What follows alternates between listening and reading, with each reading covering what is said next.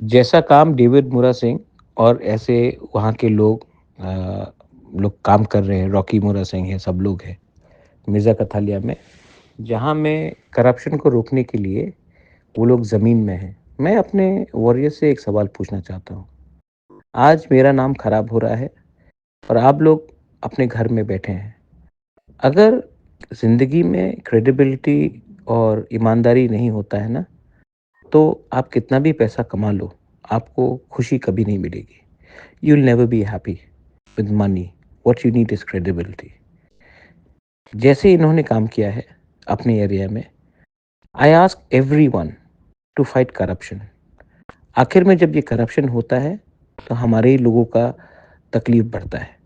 आपको लगता है कि 1-2 लोग जो करप्शन कर रहे हैं और उसको आप चुप रहने से सब ठीक हो जाएगा?